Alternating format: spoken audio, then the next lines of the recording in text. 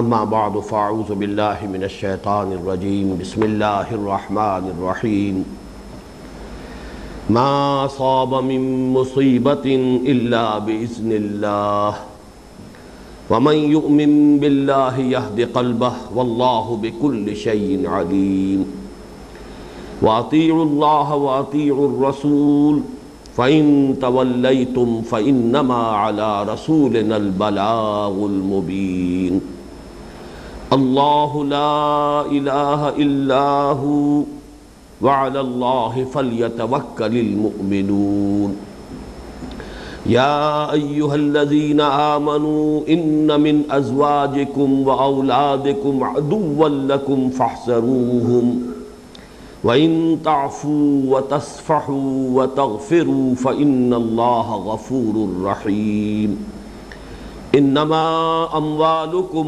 وَأَوْلَادُكُمْ فِتْنَةٌ وَاللَّهُ عِندَهُ أَجْرٌ عَظِيمٌ صدق اللہ العظیم رب اشرح لي صدری ويسر لي أمری واحلل عقدۃ من لسانی يفقهوا قولی اللہم ربنا الہمنا رشدنا واعذنا من شرور انفسنا اللہم ارنا الحق حقا وارزقنا اتباعہ وارنا الباطل باطلا وارزقنا اجتنابہ آمین یا رب العالمین۔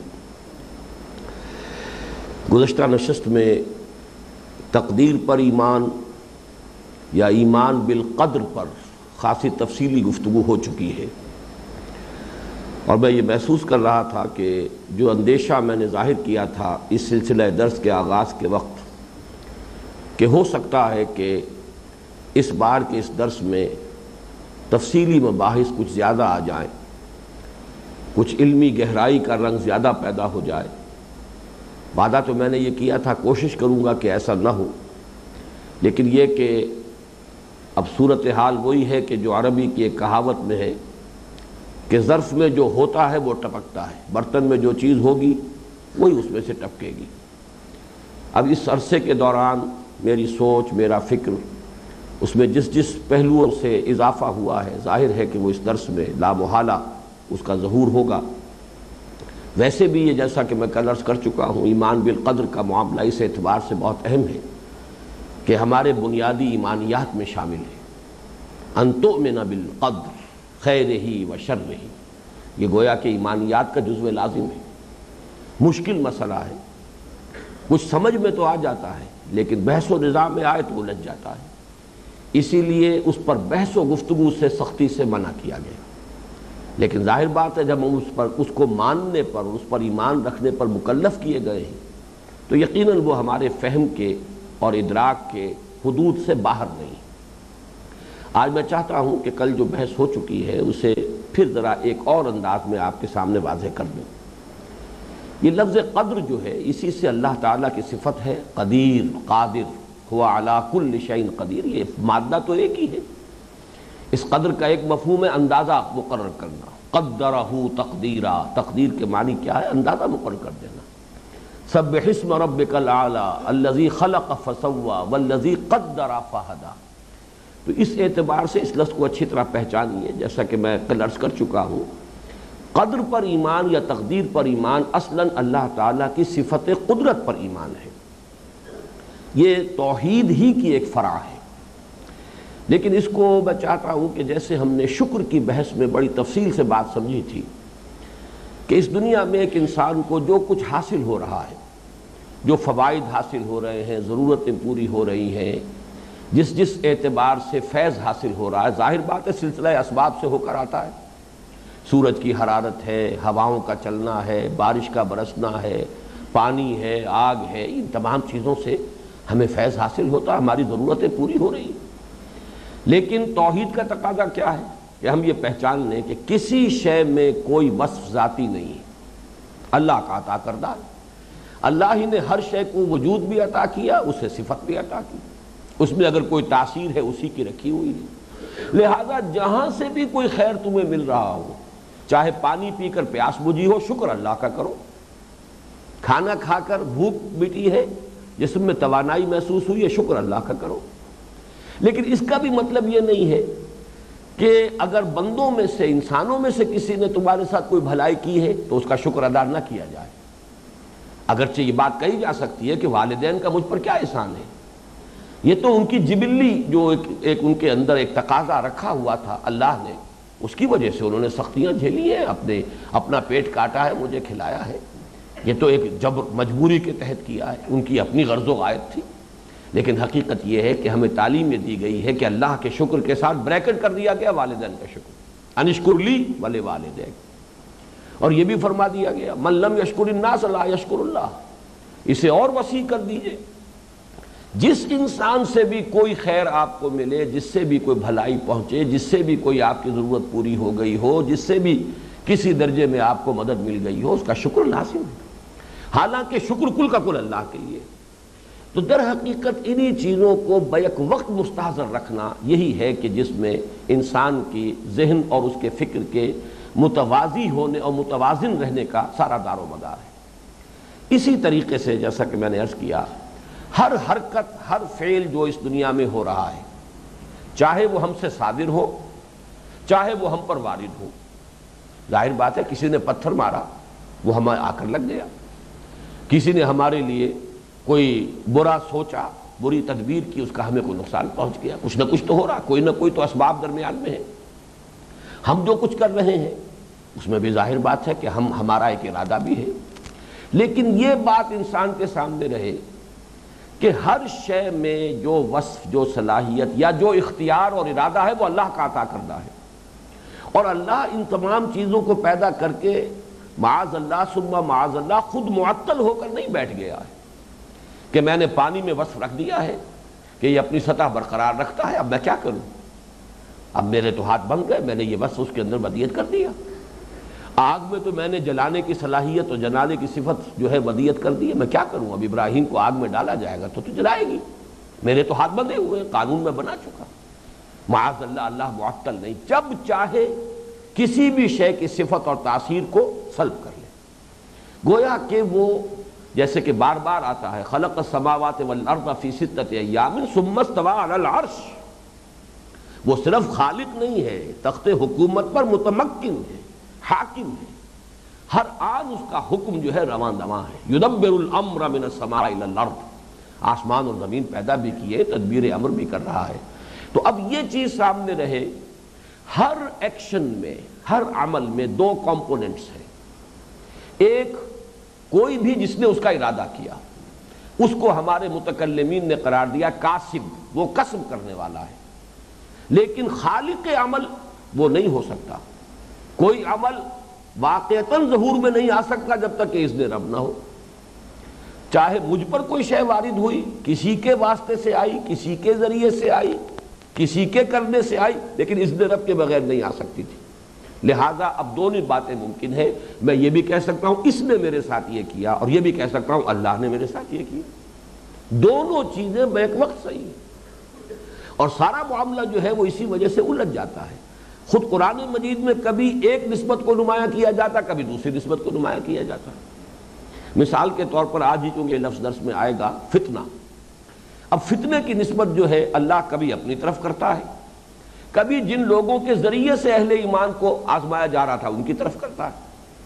ابو جہل ستا رہا ہے، اذیت پہنچا رہا ہے، اب گویا کہ ابو جہل نے فتنے میں ڈالا ہے حضرت سمیہ کو یا حضرت یاسر کو، یا امیہ ابن خلف نے فتنے میں ڈالا ہے حضرت بلال کو، لیکن اللہ کہتے ہیں یہ تو فتنے میں نہ ڈال سکتے، اگر اذن ہمارا نہ ہوتا، ہم نے فتنے میں ڈالا ہے۔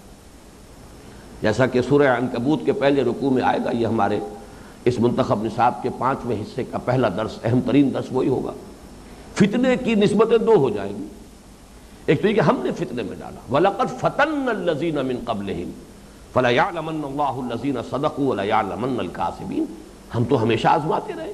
اب آزمائش اللہ کی براہ راست تو نہیں آتی کسی سلسلے اسباب میں سے، کوئی ابو جہل ہے جو کوڑے مار رہا ہے، کوئی اور شخص ہے جو کھڑے ہو کر دشمن جو پتھر مار رہا ہے، کوئی ام جمیل ہے کہ جو حضور کے راستے میں کانٹے بچھا رہی ہے، کوئی ابو لہب ہے جو کسی اور شکل میں ایذا پہنچا رہا ہے، آپ کی 2 بیٹیوں کو طلاق دلوا رہا ہے اپنے بیٹوں سے، ایک ذاتی کوفت کا ذریعہ بن گیا، کوئی درمیان میں ہے، لیکن اللہ فرماتا فتنہ تو ہم نے آزمائش میں ڈالا ہے۔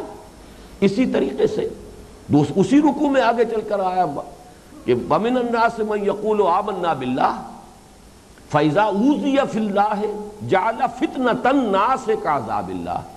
اب یہاں فتنے کی نسبت لوگوں کی طرف ہو گئی، گویا کہ ایک ہی عمل کے دو کمپوننٹس ہیں۔ اسی طرح ہم جو کچھ کر رہے ہیں اس میں کاسب تو ہم ہیں، ہم نے کیا ہے، ارادہ کیا ہے، لیکن وہ عمل ہوا ہے اسی لیے کہ اللہ نے اس کا اذن دیا۔ میں یہ بھی کہہ سکتا ہوں یہ کام میں نے کیا، اور میں یہ بھی کہہ سکتا ہوں یہ کام اللہ نے مجھ سے کرایا، یا یہ کام اللہ نے کیا بالفعل۔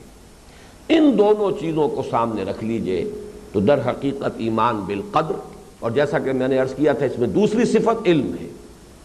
جو کچھ ہوا ہے، جو کچھ ہوگا، اللہ کے علم میں ہمیشہ سے موجود ہے، اس کا علم قدیم ہے، اور اس کا علم غلط تو نہیں ہو سکتا۔ اسی کو کتاب کہا گیا ہے کہ ام الکتاب ولدینا ام الکتاب، ہمارے پاس ہے وہ اصل جو لکھا ہوا ہے، کوئی شے نہیں ہے کہ جو ام الکتاب میں درج نہ ہو۔ جو بھی کچھ ہو رہا ہے، جیسا کہ کل ہم نے آیت پڑھی سورہ حدید کی، ما اصاب من مصیبت فی الارض ولا فی انفسکم الا فی کتاب من قبل ان نبرأها، اسی کو ہم نوشتہ تقدیر کہہ دیتے ہیں۔ لیکن اس علم سے مستلزم نہیں ہے، یہ علم مستلزم نہیں ہے جبر کو، پری نالج ہے، لیکن پری ڈیسٹینیشن یا پری ڈیٹرمینیشن اس کا منطقی نتیجہ نہیں۔ تو ہر جگہ پر یہ دو چیزیں ہیں، ان کو اگر علیحدہ علیحدہ سے انسان سمجھ لے تو کوئی الجھن نہیں، بالکل بات شیشے کی طرح کھل جاتی ہے، سمجھ میں آ جاتی ہے۔ البتہ یہ ضرور ہے کہ جب اس کے اوپر آپ بحث و نظار کریں گے تو یہ بات جو ہے الجھتی چلی جائے گی۔ اب اس میں جو مقام رضا جو میں نے عرض کیا تھا کل، اس کے ضمن میں ایک بات رہ گئی ہے، اور خاص طور پر جو حدیث میں نے آپ کو سنائی تھی اس کا بھی ایک ٹکڑا رہ گیا ہے۔ پہلی بات تو یہ کہ مقام رضا یہ بلند ترین مقام ہے عذرو قرآن کسی بندے کا جو اس دنیا میں اسے حاصل ہو سکتا ہے، راضی برضائے رب، اور اسی کو قرآن کہتا ہے، اور یہ 4 جگہوں پر آیا ہے۔ اللہ کے پسندیدہ بندوں کی کیفیت کیا ہے؟ رضی اللہ عنہم ورضوا عنہ، شکوہ شکایت ختم ہو جائے، اللہ سے کوئی گلہ نہیں، کوئی شکوہ نہیں، کہ ہر چے ساقی مارے خین الطاف، وہ اللہ سے راضی، اللہ ان سے راضی۔ یہ رضائے باہمی جو ہے، جیسے کہ متعدد مواقع پہ میں نے عرض کیا ہے کہ یہ بائی لیٹرل ریلیشن شپ ہے بندے کا اور رب کا۔ تم میری مدد کرو میں تمہاری مدد کروں گا، ان تنصر اللہ ینصرکم فاذکرونی اذکرکم، تم مجھے یاد رکھو میں تمہیں یاد رکھوں گا۔ یہ بائی لیٹرل ہے، تم میری طرف سے اعراض کر لو گے میں بھی اپنا رخ پھیر لوں گا۔ وَتَوَلَّوْا وَاسْتَغْنَى اللَّهُ، انہوں نے پیٹھ موڑ لی، اللہ نے بھی استغنا اختیار فرما لیا۔ تم پلٹ کر آؤ گے، توبہ کرو گے، ہم بھی اپنی شفقتوں کے ساتھ تمہاری طرف متوجہ ہو جائیں گے، توبہ کا لفظ بھی مشترک ہے۔ تم محبت کرو ہم سے، ہم تم سے محبت کریں گے، تم ہم سے دوستی کرو، ہم تمہارے ساتھ دوستی نبھائیں گے۔ الا ان اولیاء اللہ لا خوف علیہم ولا هم یحزنون، اور یہ کہ اللہ تعالیٰ جو ہے اللہ ولی الذین آمنوا یخرجہم من الظلمات الی النور۔ اسی طرح ہے یہ رضائے باہمی۔ اب یہ ظاہر بات ہے کہ انسان اپنے باطن میں خود جھانک کر دیکھ سکتا ہے اللہ کے ساتھ وہ راضی ہے یا نہیں۔ یہ کسی اور شخص کے پاس اس کا کوئی ذریعہ نہیں ہے کہ وہ جان سکے۔ پیچ و تاب ختم ہو جائے، گلہ شکوہ اللہ سے نہ رہے، اپنی جس کو آپ کہتے ہیں in the heart of his hearts, قلب کی گہرائیوں میں اللہ کے ساتھ راضی ہے۔ پروردگار جو تیرا میرے بارے میں فیصلہ میں اس پر راضی ہوں، سر تسلیم خم ہے جو مزاج یار میں آئے۔ لیکن یہ کہ جیسا کہ میں نے عرض کیا، اب اس میں کئی پٹ فالز ہیں۔ حدیث میں میں آپ کو سنانا چاہتا تھا کہ وَعْلَمْ أَنَّ الْأُمَّةَ لَوْ اجْتَمَعَتْ عَلَىٰ أَن يَنْفَعُوكَ بِشَيْءٍ لَمْ يَنْفَعُوكَ إِلَّا بِشَيْءٍ قَدْ كَتَبَ اللَّهُ لَكَ۔ اے میرے بچے اس حقیقت کو ذہن نشین کر لے کہ سب لوگ مل کر چاہیں کہ تمہیں کوئی فائدہ پہنچا دیں، نہیں پہنچا سکتے مگر وہی کچھ جو اللہ نے تمہارے لیے لکھ دیا ہو۔ وَإِنِ اجْتَمِعُوا أَن يَضُرُّوكَ بِشَيْءٍ لَا يَضُرُّوكَ إِلَّا بِشَيْءٍ لَمْ يَضُرُّوكَ إِلَّا بِشَيْءٍ قَدْ كَتَبَ اللَّهُ عَلَيْكَ، اور اگر چاہیں تمہیں کوئی نقصان پہنچانا، تمام لوگ مل کر ہرگز نہیں پہنچا سکتے مگر وہی جو اللہ نے تیرے لیے لکھ دی ہو۔ یہی ہے در حقیقت لا حول ولا قوت الا باللہ۔ اس میں حدیث کے آگے الفاظ ہیں بڑے خوبصورت، رفعت الاقلام وجفت الصحف، قلم اٹھائے جا چکے ہیں، صحیفے خشک ہو چکے ہیں۔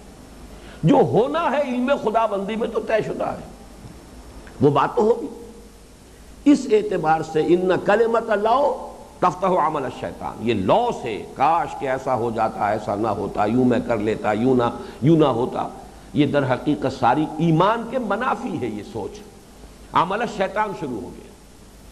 لیکن اب جیسا کہ میں نے کل عرض کیا تھا، اس میں جو پٹ فالز ہیں وہ کیا ہیں؟ راضی برضائے رب ہو جانے کا مطلب یہ ہرگز نہیں ہے کہ مجرموں کو سزا نہ دی جائے۔ اس نے پتھر مارا ہے تو اسے جوابی پتھر مارا جائے گا، ورنہ تو فساد ہو جائے گا۔ اگر ایسا نہیں کرو گے تو مجرموں کی حوصلہ افزائی ہوگی۔ اس کا یہ مطلب بھی نہیں کہ ظالموں سے انتقام نہ لیا جائے۔ قرآن مجید نے تو اس قدر شد و مت کے ساتھ کہا ہے، وَالَّذِينَ إِذَا أَصَابَهُمُ الْبَغْيُ هُمْ يَنْتَصِرُونَ، انتقام کا حق ہے، بدلہ لینے کا حق ہے، اور ہرگز ملامت کرنے کا کسی کو حق نہیں ہے کہ تم نے بدلہ کیوں لیا۔ مَا عَلَيْهِمْ مِنْ سَبِيلٍ وَلَمَنِ انتَصَرَ بَعْدَ ظُلْمِهِ فَأُولَٰئِكَ مَا عَلَيْهِمْ مِنْ سَبِيلٍ، جس نے کسی ظلم پر جو اس پر کیا گیا ہے اس پر بدلہ لیا ہے، اس کے کوئی ملامت نہیں کی جا سکتی، یہ اس کا حق ہے۔ اگرچہ ہم کہہ رہے ہیں کہ اللہ کے اذن کے بغیر نہیں ہو سکتا تھا، لیکن دوسرے کمپوننٹ کو آپ نظر انداز نہیں کر سکتے۔ اس کی اپنی اس کے اندر جو اس کا حصہ ہے، جس کو میں نے کل عرض کیا تھا کہ اس درویش نے کہا کہ منہ بیچ میں کس کا کالا ہوا یہ میں دیکھ رہا تھا۔ ہاں اگر یہ ہو کہ اصلاح ہو سکتی ہے معاف کرنے سے تو اصلاح کر دو، وہ معاف کر دو، عفو درگزر سے کام لو۔ تو اسی لیے عفا و اصلح، یہ عفو جو ہے اصلاح کے ساتھ اگر ہے پھر تو ٹھیک ہے، لیکن یہ کہ بصورت دیگر انتقام ہو۔ تیسری بات میں نے عرض کی تھی کہ اس کا یہ مطلب بھی نہیں ہے کہ ظلم اور استحصال کے خاتمے کی جد و جہد نہ کی جائے، کہ یہ تو اللہ کی طرف سے ہے، یہ تو در حقیقت نوشتہ تقدیر ہے، لہذا اس کو ٹیک اٹ لائنگ ڈاؤن، اس کو بس قبول کرو۔ یہ ہے جس کو کہ کہا ہے کمیونسٹوں نے کہ مذہب عوام کے لیے افیون کا کام دیتی ہے۔ جب یہ تلقین کی جائے گی تو در حقیقت یہ دین کا منشا نہیں ہے۔ ظالموں کا ہاتھ روکو، انصر اخاک ظالما او مظلوما، اپنے بھائی کا ہاتھ پکڑو، اگر وہ ظلم کر رہا ہے روکو، اور یہ کہ حق کی بات کہو، وَلَوْ عَلَىٰ أَنفُسِكُمْ وَبِالْوَالِدَيْنِ وَالْأَقْرَبِينَ، حق کی بات کہو، چاہے وہ تمہارے اپنے خلاف جا رہی ہو، چاہے تمہارے والدین کے خلاف جا رہی ہو۔ اب ان سے زیادہ بڑھ کر کون ہوگا جن کے شکر کو اللہ نے اپنے شکر کے ساتھ بریکٹ کیا ہے۔ لہذا ظلم اور جبر کا خاتمہ، اس کے خلاف آواز کا اٹھانا، اس کے خلاف جد و جہد، اس کے لیے انقلابی سعی، یہ لازم ہے۔ اسی طرح ایک چوتھا نتیجہ نوٹ کیجئے جو کل بیان ہونے سے رہ گیا تھا، اس کا یہ مطلب بھی نہیں کہ آدمی اپنی غلطیوں کے بارے میں غور نہ کرے۔ یعنی فرض کیجئے میں یہ سوچتا ہوں کہ یہ نتیجہ نکل آیا، اصل میں اس میں میری اس غلطی کو بھی دخل ہے جو میں نے کی تھی، تو یہ نتیجہ نہیں نکلنا چاہیے کہ اپنی غلطی کو آدمی نظر انداز کر دے، اس پر سوچے ہی نہ۔ یہ تو یقین رکھنا چاہیے جو نتیجہ نکلا ہے وہ تو بہرحال نکلنا تھا، چاہے میں غلطی کرتا یا نہ کرتا۔ یہ تو وہ شے ہے کہ جو ہونی ہی تھی، شدنی تھی، جس کو کہ وہ اس حدیث کے الفاظ جو میں نے کل بھی آپ کو سنائے تھے، آج پھر سنا دیتا ہوں کہ وَعْلَمْ أَنَّمَا أَخْطَأَكَ لَمْ يَكُنْ لِيُصِيبَكَ، جان لو کہ جو چیز تمہارے ہاتھ سے جاتی گئی، کوئی موقع نکل گیا، چاہے اس میں تمہاری غلطی تھی، کسی اور کی غلطی تھی، کسی اور کا ظلم تھا، لیکن وہ کسی شکل میں تمہیں ملنے والی نہیں تھی۔ وَمَا أَصَابَكَ لَمْ يَكُنْ لِيُخْطِئَكَ، اور جو شے بھی تم پر واقع ہو گئی ہے، چاہے اس میں تمہاری غلطی کو دخل ہے، چاہے کسی اور کی زیادتی کو دخل ہے، یہ ممکن ہی نہیں تھا کہ وہ واقعہ نہ ہوتا، وہ تو شدنی تھا، وہ تو ہونا تھا۔ البتہ انسان اپنے طرز عمل کے بارے میں غور کرتا رہے، جو خطا ہوئی ہے آئندہ کے لیے اسے درست کرے۔ یہ بھی نتیجہ نہ نکلے کہ اس راضی برضائے رب رہنے سے کہ جو کچھ ہے اللہ کی طرف سے ہے اور جو رب کرے سو ہو، تو اس کا یہ نتیجہ نکلے کہ آدمی اپنے طرز عمل پر نظر ثانی نہ کرتا رہے، اپنی غلطیوں کے بارے میں غور و فکر نہ کرتا رہے، اپنے سابقہ جو بھی غلطیاں ہیں ان سے آئندہ کے لیے سبق حاصل نہ کرے۔ تو اب دیکھیے، ایک طرف راضی برضائے رب رہنا یہ ایمان کا بنیادی تقاضا، یہ ایمان بالقدر جو کہ ایمان کا جزو لازم، اس کا منطقی تقاضا، لیکن دوسری طرف یہ منفی نتائج نہیں نکلنے چاہیے کہ مجرموں کو سزا نہ دی جائے، ظالموں سے انتقام نہ لیا جائے، ظلم اور جبر اور استحصال کے خلاف جد و جہد نہ کی جائے، یا اپنی غلطیوں کے بارے میں غور نہ کیا جائے۔ اپنی غلطیوں پر نظر ثانی کرتے رہیے، جائزہ لیتے رہیے، ہم سے کیا خطا ہوئی ہے، جو ہونا تھا وہ تو ہونا ہی تھا، لیکن یہ ہے کہ اس میں اگر ہماری طرف سے کوئی غلطی بھی اس کے اندر شامل ہوئی ہے، اللہ تعالیٰ کا تو اذن ہے، اس کے بغیر تو نہیں ہو سکتا تھا۔ یعنی کتنی بڑی غلطی ہو گئی تھی غزوہ احد میں 35 صحابہ سے، اللہ چاہتا تو کنڈول کر دیتا، کوئی اس کی سزا نہ دیتا، کوئی نتیجہ نہ نکلتا، لیکن اللہ نے اذن دیا کہ اب سزا ملے ہی نہیں، تاکہ آئندہ کے لیے سبق ہو، اور اس کو جتا دیا کہ دیکھو ہم نے تم سے اپنا وعدہ پورا کر دیا تھا، وَلَقَدْ صَدَقَكُمُ اللَّهُ وَعْدَهُ إِذْ تَحُسُّونَهُم بِإِذْنِهِ حَتَّىٰ إِذَا فَشِلْتُمْ وَتَنَازَعْتُمْ فِي الْأَمْرِ۔ یہ تمہاری غلطی ہے۔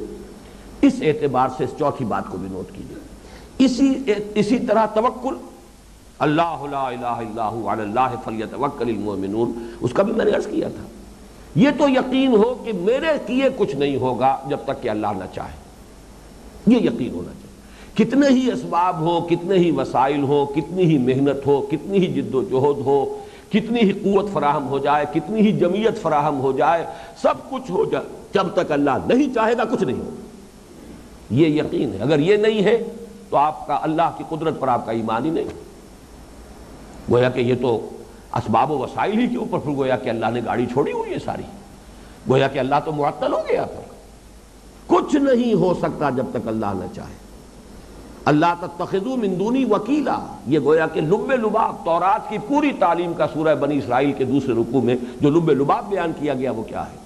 وَآتَيْنَا مُوسَى الْكِتَابَ وَجَعَلْنَاهُ هُدًى لِبَنِي إِسْرَائِيلَ أَلَّا تَتَّخِذُوا مِن دُونِي وَكِيلًا، میرے سوا کسی اور کو کارساز نہ سمجھنا، تکیہ کسی اور پر نہ ہو، بھروسہ کسی اور شے پر نہ ہو، لیکن یہ کہ اس کے ساتھ یہ بھی اعدوا لَهُم مَا اسْتَطَعْتُمْ۔ اب میں نے یہاں بھی 4 باتیں نوٹ کرانا چاہتا ہوں، 3 میں نے کل کرائی تھی، چوتھی آج اس کا اضافہ کرنا چاہتا ہوں، باتیں ہماری گفتگو میں رہ جاتی ہیں، اسی کی تکمیل کرنی ہے تاکہ بات مضمون جو ہے پورا ہو جائے۔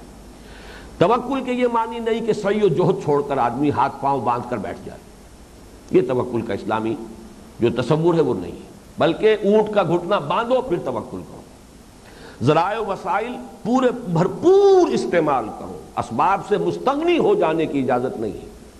بہرحال یہ اللہ نے عالم اسباب بنایا ہے، اسباب کا عمل دخل ہے، عام طور پر تو سلسلہ اسباب ہی کے تحت کائنات چل رہی ہے، ہاں اللہ کا اختیار ہے جب چاہے اپنی قدرت خصوصی کا ظہور فرما دے، سلسلہ اسباب کو پھاڑ کر توڑ کر، اسی لیے اسے خرق عادت کہتے ہیں، خرق کے معنی پھاڑ دینا، اس کاز اینڈ ایفیکٹ کا جو سلسلہ چل رہا ہے۔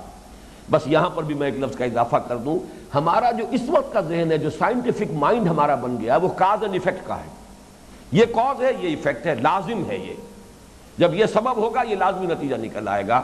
ایمان کا تقاضا ہے بیچ میں اللہ کا اذن جو ہے انٹروین کرے گا،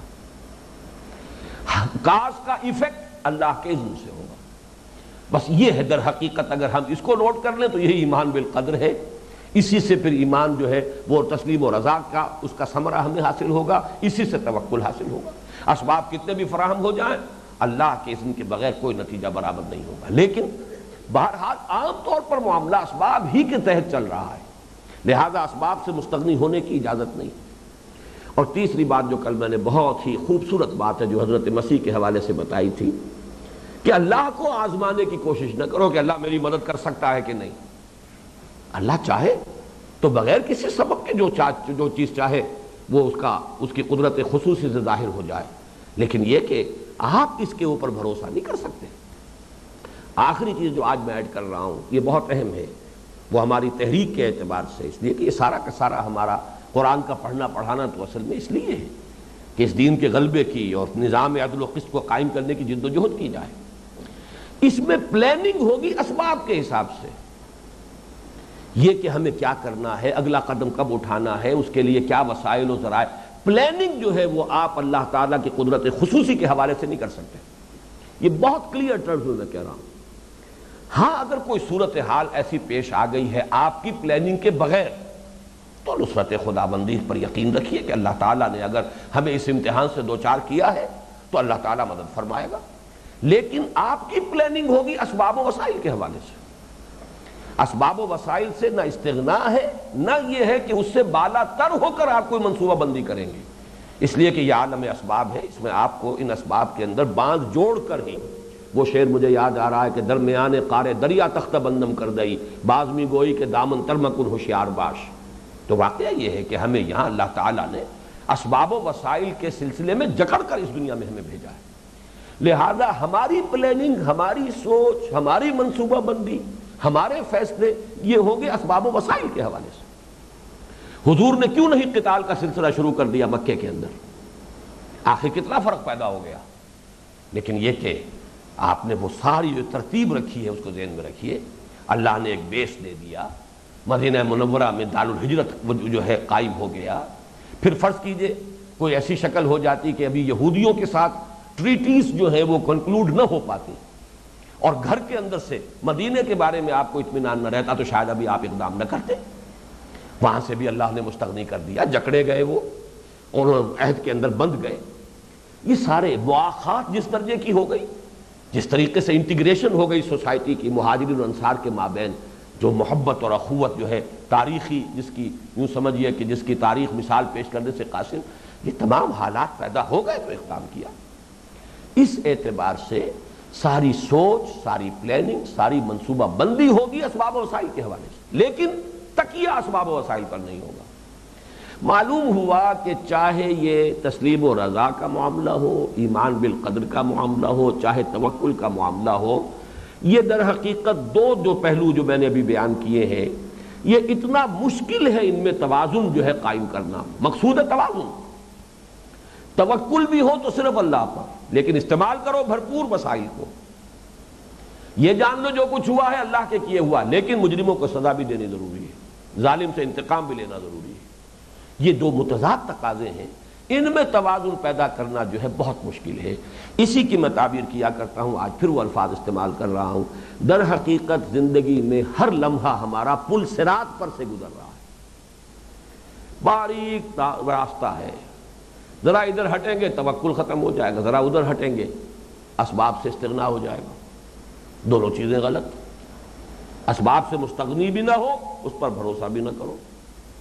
یہ بھی سمجھو کہ جو کچھ ہوا ہے اللہ کی طرف سے ہوا، من جانب اللہ ہے، لیکن اس کا یہ مطلب نہیں کہ ظالم کو سزا نہ دی جائے۔ ان چیزوں کے مابین توازن و اعتدال بہت مشکل، لیکن یہی مطلوب ہے، گویا کہ ایک پل صراط پر سے انسان کو گزرنا ہے۔ اب میں یہ چاہتا ہوں کہ چند چیزیں اور اسی کے حوالے سے آپ کے سامنے رکھ دوں۔ ان دونوں چیزوں کو، جیسا کہ میں نے کل عرض کیا تھا، مقام تسلیم و رضا اور توکل علی اللہ، یہ دو کیفیات حاصل ہو جائیں تو دونوں کا سم ٹوٹل ہے تفویض الامر الی اللہ، معاملہ اللہ کے حوالے۔ وَأُفَوِّضُ أَمْرِي إِلَى اللَّهِ إِنَّ اللَّهَ بَصِيرٌ بِالْعِبَادِ، سپردم بے تو مایہ خیش را تو دانی حساب کم و بیش را، اے اللہ تیرے حوالے کر دیا ہے۔ یہ کیفیت جو ہے تفویض امر اللہ کے، یہ ہے گویا کہ ان دونوں کا سم ٹوٹل۔ جو تیرا طرف سے آ رہا ہے، ہر چساقی ماریخ عین الطافظ، ہوگا بھی وہی جو تو کرے گا، اسی میں خیر ہے۔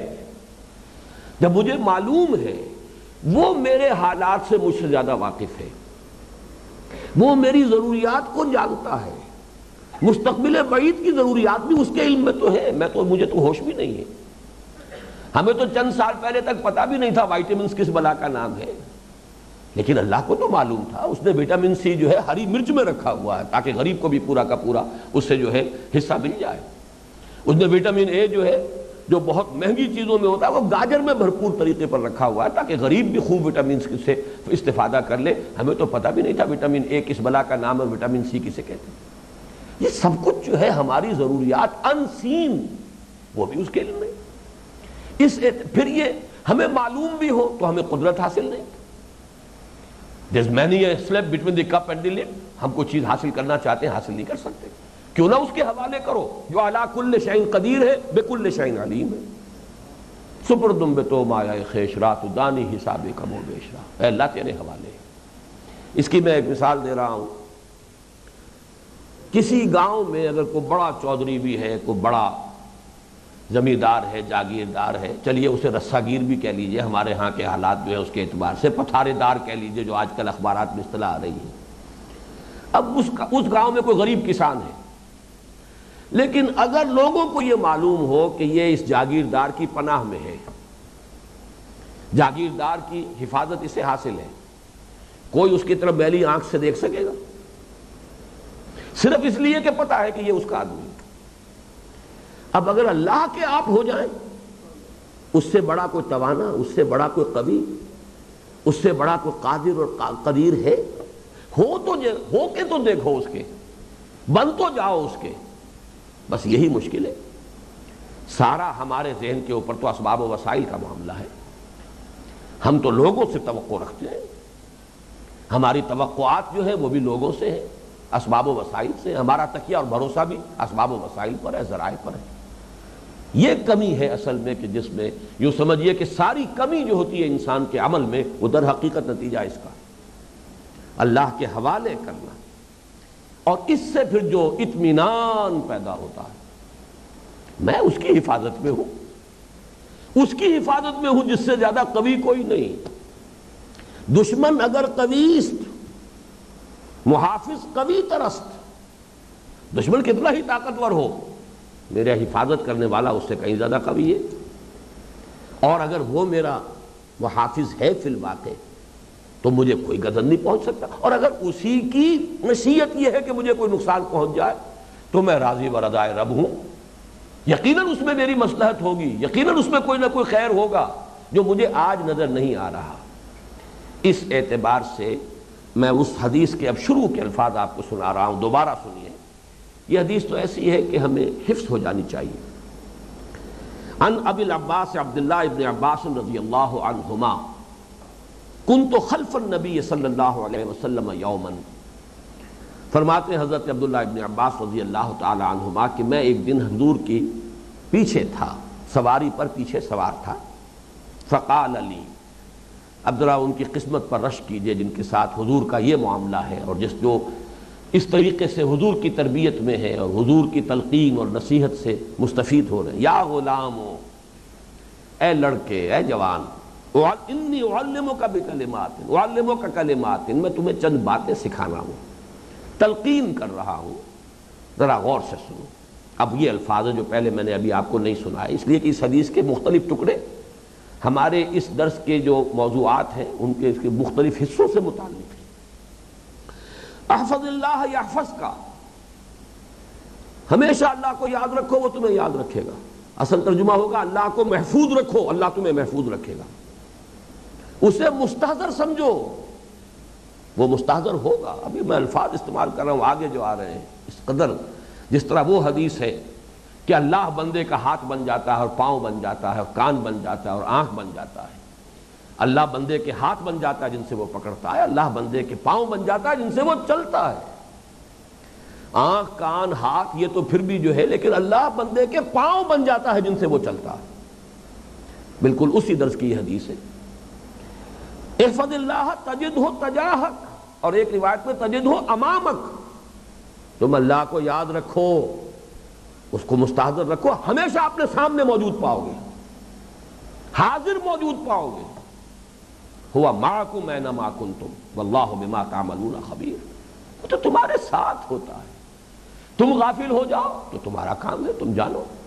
تم نے ہی اپنے آپ کو وابستہ کر لیا سلسلے اسباب سے تو ٹھیک ہے، جاؤ. نولہ ما تولی ونصلہ جہنم. جب تم نے خود اسی کی ولایت اختیار کی، اسی کی دوستی، اسی پر تکیہ، اسی پر بھروسہ، اسی سے تعلقات، تو ہم نے بھی تمہیں انہی کے حوالے کیا. جاؤ.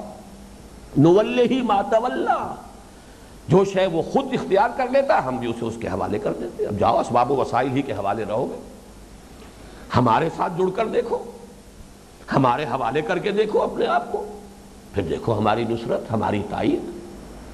یہ ہے اصل میں امتحان. یہاں یقین کا در حقیقت جو ہے یہ ہے وہ پیمانہ، کتنا یقین ہے اللہ پر. احفظ اللہ تجدہ تجاہک یا تجدہ امامک، اپنے سامنے موجود پاؤ گے. اذا سألت فاسأل اللہ. اب یہ اس حدیث کا دوسرا ٹکڑا ہے. جب مانگنا ہو اللہ سے مانگو، کسی اور سے مت مانگو. کیوں اپنی عزت نفس کا دھیلا کراتے ہو؟ دینے والا تو وہ ہے، وہ کسی کے دل میں ڈال دے، تمہاری ضرورت خود پوری کر دے گا. اس سے مانگو. یہ ہے توحید کا تقاضا. سوال کا ہاتھ کسی کے سامنے دراز. ہاں ایک سوال تو ہے، وہ سوال دین کے لیے. دین کے لیے تو محمد الرسول اللہ بھی گئے ہیں اور طائف میں گئے ہیں اور لوگوں سے کہا میرے ساتھ تعاون کرو. ذاتی اپنی کسی ضرورت کے لیے حضور کی سیرت کا یہ معاملہ سامنے آتا ہے کہ اگر کہیں اونٹ پر سوار ہوتے تھے یا گھوڑے پر سوار اور کوڑا گر جاتا تھا تو گھوڑے کو یا اونٹ کو اس سے اتر کر کوڑا خود اٹھانا زیادہ پسند تھا بجائے اس کے کہ کسی سے کہیں کہ تم مجھے یہ کوڑا اٹھا دو. یہ ہے ذاتی معاملہ. دین کے لیے تو ہم بھکاری ہیں، ہر داعی دین بھکاری ہے.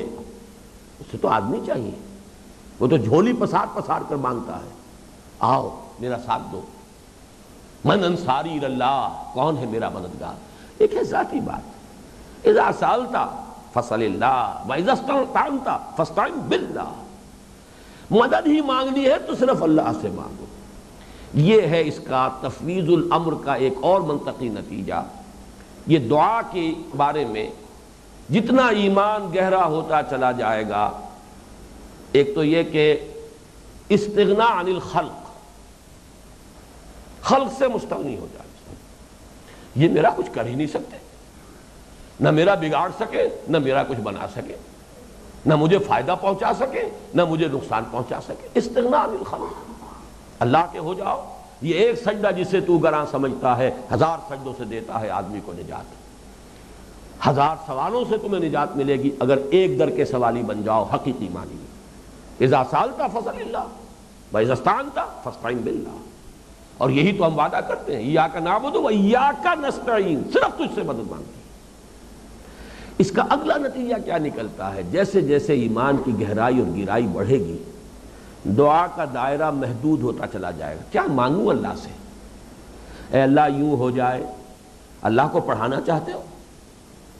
تم بہتر جانتے ہو کہ یہ شاید تمہارے حق میں بہتر ہے، تمہیں علم حاصل ہے.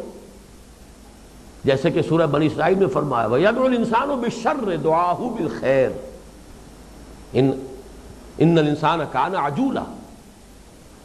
انسان جو ہے وہ تو جلد باز ہے. جلد بازی کی وجہ سے وہ بظاہر اپنے حق میں اپنے خیال کے مطابق خیر مانگ رہا ہوتا ہے، حقیقت میں شر مانگ رہا ہوتا. عَسَىٰ أَن تَكْرَهُوا شَيْئًا وَهُوَ خَيْرٌ لَكُمْ وَعَسَىٰ أَن تُحِبُّوا شَيْئًا وَهُوَ شَرٌّ لَكُمْ. ہو سکتا ہے کہ تم کسی چیز کو ناپسند کرو، اے اللہ مجھے بچا اس سے، اے اللہ میں چاہتا ہوں کہ یہ شے جو ہے یہ مجھ سے دور رہے، حالانکہ اسی میں خیر تھی تمہارے لیے. اور اے اللہ یہ مجھے ضرور مل جائے، یہ مجھے بہت پسند ہے، حالانکہ وہ تمہارے حق میں شر ہے. تو اب کیا مانگو گے؟ کیا اللہ کو پڑھاؤ گے؟ انسان گونگا ہوتا چلا جائے، کیا مانگو؟ وہ تو جانتا ہے جو میری ضرورت ہے، وہ جانتا ہے میں نہیں جانتا. اس کا علم حقیقی ہے، میرا تو بڑا محدود علم ہے، میں تو بہت ہی شارٹ سائٹڈ ہوں، مجھے اپنی حقیقی مصلحتوں کا علم نہیں ہے. تو واقعہ یہ ہے کہ اب یہ دعا کا دائرہ سکڑے گا. کیا مانگے اللہ سے؟ ہاں مانگنے کی ایک شے رہ جائے گی. اللہ تعالیٰ سے علم میں اضافہ مانگیے. وَقُلْ رَبِّ زِدْنِي عِلْمًا. اللہ سے استقامت طلب کیجیے، اللہ سے ہدایت میں اضافہ مانگیے. یہ ہے مانگنے کی چیز. ہدایت میں، علم میں اللہ اضافہ کر، اے اللہ استقامت عطا فرما، اے اللہ خاتمہ بالخیر، اے اللہ تو تیرے علم میں جو شے میرے لیے خیر ہے بس وہی فیصلہ کر دے. چنانچہ 1,00,000 دعاؤں کی ایک دعا استخارہ ہے. یہ وہی تفویض الامر اللہ ہے نا. اپنا معاملہ تیرے حوالے کر رہا ہوں، میں فیصلہ نہیں کر سکتا کہ کیا شے میرے حق میں مفید ہے، کیا شے میرے حق میں مضر ہے. اللہم انی استخیرک بعلمک واستقدرک بقدرتک واسألک من فضلک العظیم فإنک تقدر ولا اقدر وتعلم ولا اعلم. نوٹ کر لیجئے وہی 2 صفات، اللہ کی صفت قدرت، اللہ کی صفت علم، ان 2 ہی کا استحضار ہے. سارا معاملہ ذات باری تعالیٰ کے ساتھ ہمارا جو ہے وہ در حقیقت یہ ان 2 صفات کے حوالے سے ہمارا جو صحیح مینٹل ایٹیچیوڈ اللہ کے ساتھ قائم ہوگا وہ ان 2 کے حوالے سے. فَإِنَّكَ تَعْلَمُ وَلَا أَعْلَمُ. تو جانتا، میں تو نہیں جانتا. جو کچھ جانتا ہوں وہ نیم حکیم خطرہ جان اور نیم اللہ خطرہ ایمان. میرا وہ نیم علم جو ہے وہ تو میرے لیے مضر ہو جائے گا. تیرا علم کامل ہے. پھر یہ کہ علم بھی ہو جائے کہ یہ خیر ہے، میں اس پر قادر نہیں. فَإِنَّكَ تَقْدِرُ وَلَا أَقْدِرُ وَتَعْلَمُ وَلَا أَعْلَمُ وَأَنْتَ عَلَّامُ الْغُيُوبِ. اے اللہ اگر تیرے علم میں ان كنت تعلم ان هذا الامر خیر لی فی دینی و معاشی و عاقبت امری فاقدرہ لی ویسرہ لی ثم بارک لی فی. اے اللہ اگر تیرے علم میں یہ ہے کہ یہ چیز میرے حق میں مفید ہے، دین کے لیے، دنیا کے لیے، عاقبت کے لیے، تو اسے مقدر کر دے میرے لیے، اور اسے آسان کر دے میرے لیے، اور مجھے اس میں برکت عطا فرما۔ وَإِن كُنتَ تَعْلَمُ أَنَّ هَذَا الْأَمْرَ شَرٌّ لِّي فِي دِينِي وَمَعَاشِي وَعَاقِبَةِ أَمْرِي فَاصْرِفْهُ عَنِّي وَاصْرِفْنِي عَنْهُ، اور اگر تیرے علم میں یہ ہے کہ یہ شے میرے لیے شر ہے، میری عاقبت کے اعتبار سے، میرے دین کے اعتبار سے، میری دنیا کے اعتبار سے، فَاصْرِفْهُ عَنِّي، اسے مجھ سے دور کر دے، وَاصْرِفْنِي عَنْهُ، اور مجھے اس سے دور کر دے۔ وَاقْدُرْ لِي الْخَيْرَ حَيْثُ كَانَ، اے اللہ میرے لیے تو خیر ہی کو مقدر فرما دے جہاں کہیں بھی۔ ثم ارضنی بہی، پھر مجھے اس پر راضی بھی کر دے، مجھے شکوہ نہ رہے کہ مجھے وہ چیز کیوں نہ ملی، یہ کیوں مل گئی، مجھے راضی برضا ہے۔ ثم ارضنی بہی، پھر مجھے اے اللہ اس پر راضی کر دے کہ جو تیری دین ہے کہ ہر ساقی مار اختین الطاف، میں راضی ہو جاؤں کہ میرے رب کا میرے حق میں یہ فیصلہ، یہی میرے حق میں در حقیقت مفید ہے۔ توکل ہی کے لیے لفظ ایک جو ہے، یا تفویض الامر الی اللہ، یا دعا کے حوالے سے جو بات میں نے اس وقت کی ہے، اسی کے لیے لفظ اور یہاں پر ٹانک لیجئے ذہن میں، تعوذ، پناہ میں آنا۔ اس کی پناہ میں آ جاؤ تو اب کس کا اندیشہ ہے؟ اتنے بڑے قلعے میں پہنچ گئے، لا تحزن ان اللہ معنا، آؤ تو صحیح۔ اسی لیے اس تعوذ کی وہ اہمیت ہے کہ قرآن مجید کی آخری 2 سورتیں اسی موضوع پر۔ قل اعوذ برب الفلق من شر ما خلق ومن شر غاسق اذا وقب ومن شر النفاثات في العقد ومن شر حاسد اذا حسد، قل اعوذ برب الناس ملك الناس اله الناس من شر الوسواس الخناس الذي يوسوس في صدور الناس من الجنة والناس۔ یہ جو میں نے اسی ایمان بالقدر یا راضی برضائے رب یا توکل علی اللہ کے جو مضمرات کو مزید کھول کر بیان کیا، یہ ہے ثمرات ایمان۔ ایمان حقیقی کے اصل میوے یہ ہے، مٹھاس ان میں ہے، لذت اس میں ہے، دنیا میں رہ کر جنت کا مزہ انسان کو ملتا ہے۔ اسی کا نام ہے مطمئن، جو ہوا میرے رب کے اذن سے ہوا، چاہے کتنا ہی ناگوار ہے، لیکن اسی میں خیر ہے، میں راضی ہوں۔ جو چھوٹ گیا اللہ کی مرضی کے بغیر نہیں چھوٹا، یقیناً وہ میرے لیے خیر نہیں تھا، جو اللہ نے فیصلہ کیا میں اس پر راضی ہوں۔ جو ہوگا اذن رب کے بغیر نہیں ہوگا، میرا اس کے ساتھ خلوص ہے، وہ میرا خیر خواہ ہے، لہذا یقیناً جو ہوگا میرے خیر میں ہوگا، چاہے وقتی طور پر مجھے ناگوار محسوس ہو۔ قل لن یصیبنا الا ما کتب اللہ لنا هو مولانا هل تربصون بنا الا احدى الحسنیین، اے بدبختو، اے منافقو، ہمارے بارے میں سوائے 2 اعلیٰ ترین حسین ترین انجاموں کے اور کس تیسری چیز کا تم امکان محسوس کرتے ہو؟ اگر ہم سب کے سب اللہ کی راہ میں شہید ہو جائیں تو سب سرخرو ہو گئے، کامیاب ہو کر واپس آ گئے تو تم بھی کہو گے کہ کامیاب، لیکن ہمارے لیے تو کوئی ناکامی ہے ہی نہیں۔ کس قدر پیارا مصرع ہے، شعر ہے، منحصر مرنے پہ ہو جس کی امید، نا امیدی اس کی دیکھا چاہیے، نا امیدی آئے گی کہاں؟ موت، شہادت کی موت تو سب سے زیادہ امید کا گہوارہ ہے۔ یہ ہے وہ اطمینان۔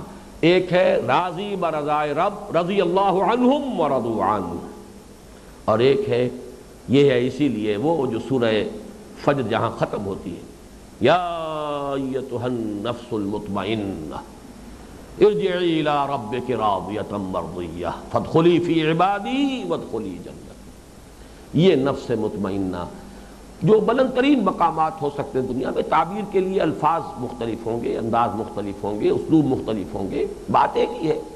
ایک پھول کا مضمون ہو تو 100 رنگ سے باندھو، بات وہی ہے۔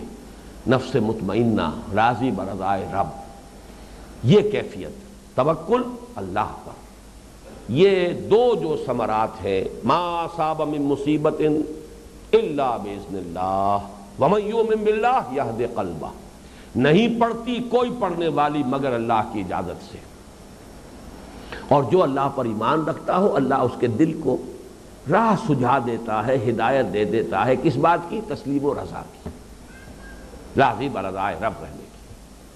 واللہ بکل شیء علیم، اللہ ہر چیز کا علم رکھتا ہے۔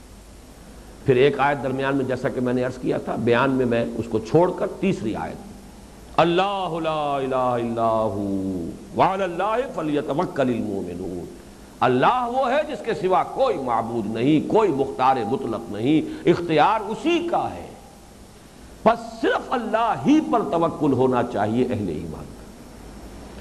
یہ ہے در حقیقت انسان میں اگر ایمان حقیقی پیدا ہو جائے تو اس کے اولین دو ثمرات۔ بقیہ پر انشاءاللہ اب اگلی نشست میں گفتگو ہوگی۔ بارک اللہ لی و لکم فی القرآن العظیم و نفعنی و ایاکم بالآیات والذکر الحکیم۔